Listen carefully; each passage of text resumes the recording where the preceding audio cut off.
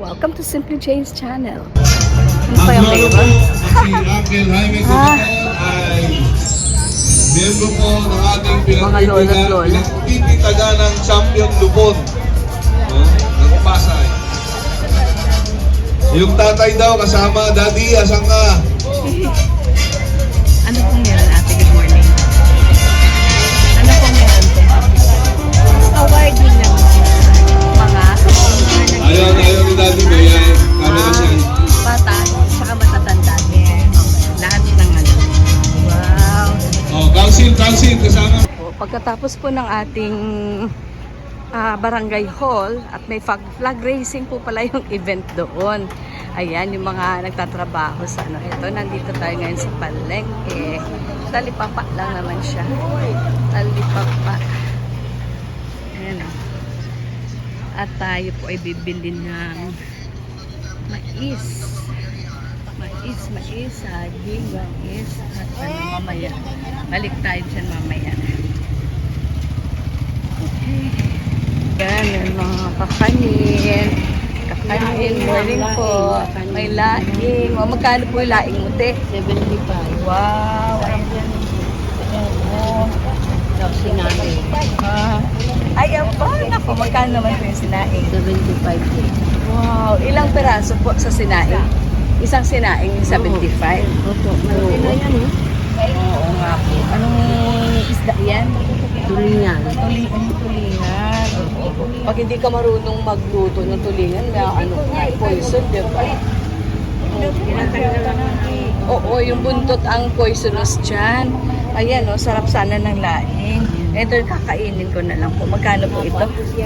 30 ma'am. 30. Ito na lang po. Ano kasi ako ng original eh. Mangga, thank you po. Ayan. Mangga 50, 1/2. Okay. So, ito guys, yung nabili ko, mais. 5 mais. Ayan. Tapos gulay, cabbage, saging, kamote. Tapos pumili ako nito. May mga puta dito. Ayan ang mangga. Ito naman ang puto. Ayan po ang puto. Okay, so let's start. Ito na po yung ating mais. 1 and 2. Nabalatan na ni Tess. 3, 4. At binigyan niya ako ng pang-5. Diba? Maganda yung may suki na merong ano. Thank you, Tess. Nagalang shoutout sa iyo. Tsaka, bumili po ako ng puto. Doon sa may laing, nagbibenta ng yung sinaing na tulingan. Di po ako bumili. Minsan nakakatakot. Dapat ako mismo mag-prepare. Pero matagal magsaing ng tulingan. Alam niyo po ba? Yung tama, tanggalan po ng buntot. At meron akong ginawang laing dati. So, eto naman po yung sa puto. Yan ang binili ko doon para may mabili lang ako doon sa kanila. 'Di ba? 30 pesos. Ito, 120. Oo, 5. Ayan po ang ating rice cakes or puto. Ayan, masarap yan. Tapos, hindi na ako kumuha ng puto cheese. Pwede ko naman actually lagyan ng cheese galing dito sa bahay. Ako na lang maglalagay. At eto naman po, magtitimpla tayo ng kape na ube sauce naman ang gagamitin natin. Ayan na po, mangga.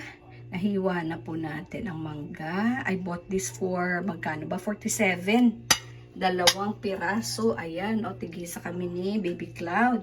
At timpla na tayo ng ating coffee. Not this time, yung coffee po natin ay with ube sauce. Ayan, ube sauce naman po.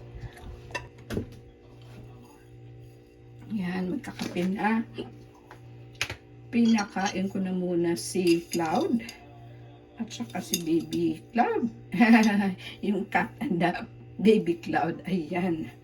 Pinakain ko na muna silang dalawa bago ako ay kumain.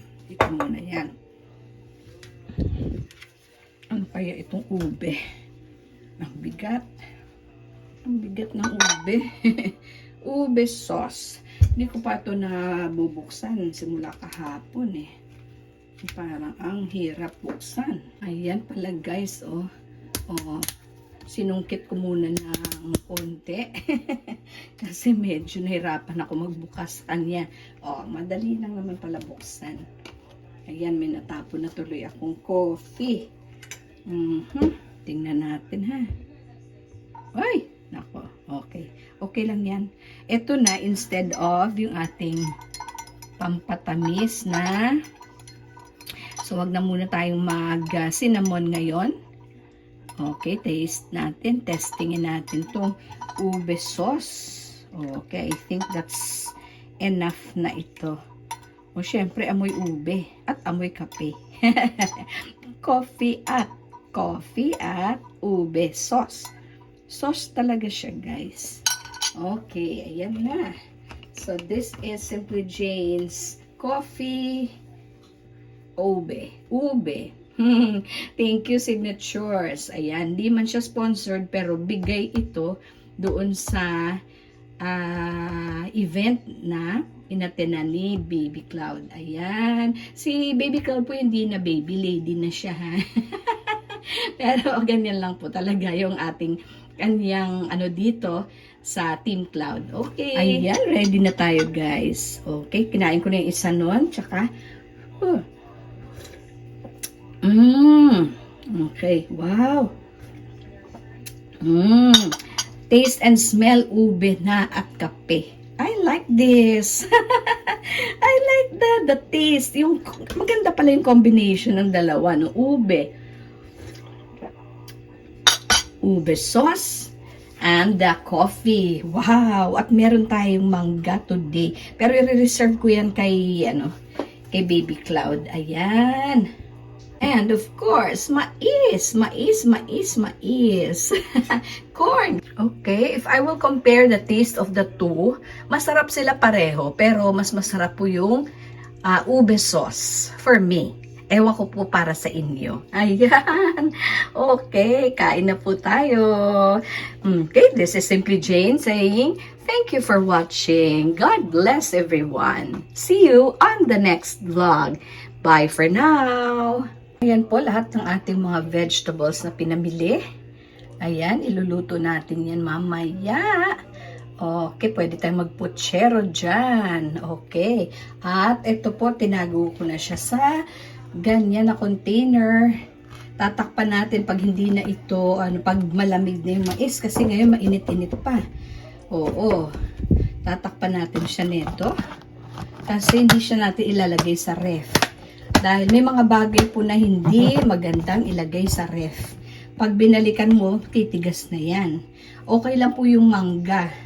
Yun po ang nilalagay talaga sa ref kasi masarap siya kainin pag malamig, di ba?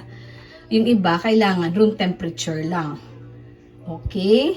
Ayan po, bago maubos itong ating sibuyas, lagyan na natin na bumili na tayo ng ilang piraso, tsaka yung ating garlic din. So, yan na lang po natira eh. Sibuyas and garlic. Okay, yan na lang po eh. So, mga ilan pa yung lutuan. Kailangan magtabi na. Ginger and munggo. Dadagdagan pa natin yan. Kasi kailangan natin ng maraming stash ng ganyan, no? Ayan po. Pag nagre-ref cleaning po ako, isa-isa, dalawa, tatlo. Hindi po buo, hindi lahat-lahat. Kasi maubos po yung oras mo talaga buong araw. So ito, nilinis ko muna isa lang. Okay, at isusoli na natin. Very lang siya. Easy and manageable po. Ayan, isusoli na natin yung topmost ko, di ba? Ayan po. So, empty. Kaya naman yung egg tray namin po ay empty. So, dito ko po ilalagay yung aming cheese. Open cheese na siya. Minsan, pag naghahati ako ng onions, dito ko nilalagay pag malaki. Kaya binili ko mga onions ngayon, tama lang. Size para sa isang lutuan. Okay, ayan po yung aking mga preserves na kailangan i-refrigerate. Ito din, dito yung, okay, yung iba. O yung kailangang anuhin talaga ng mas malamig kasi yung freezer natin nandito sa taas, 'di ba? So kaya iyan. Yan po may pickles tayo diyan at ang luminaw, tingnan mo. Mga chocolate natin dito o para maiwasan po silang kainin na yung mga Ayan. Titingnan mo kung spoiled na or not. And ito, iwawash ito. Yan po, oh. So, magdi-dishwashing tayo. And ito muna. Unahin ko muna to. At notice ko na ang dumi na pala ng ating ref. So, wag yan. Oo, kasi kailangan malinis po yung ating ref dahil pagkain po ang ating nilalagay doon, diba? So,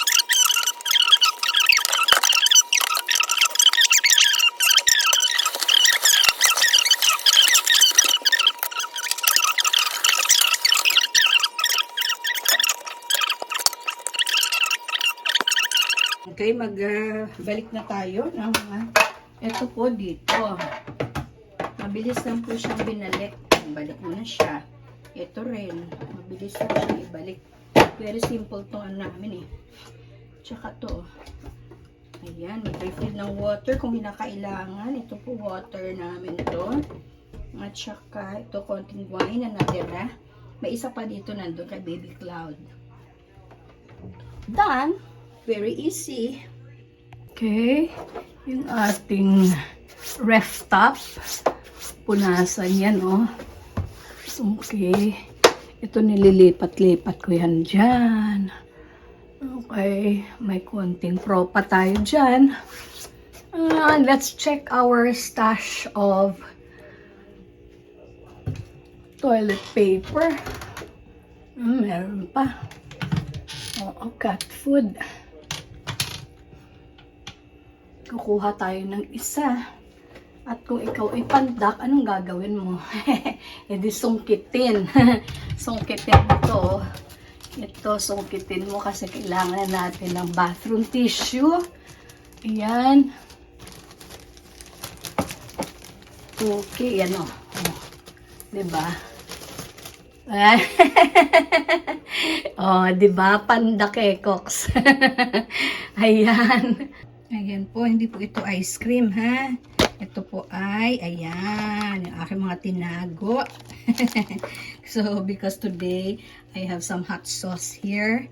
Ayan, pag bumibili tayo sa ng mga pizza, pwede natin silang itago dito. Mayo. O, ayan, o. Yan. Ayan, at sayang din naman, diba? Hindi mo na bibilihin yan. Tignan natin ang pickles. Ilagay na natin ang ating remaining red beans. At saka ito po, oh, beans. At ilalagay na rin po natin dito ang ating Yakult. Natitirang Yakult. Actually, meron pa ako dito. Inumin na lang namin ito. 3 piraso.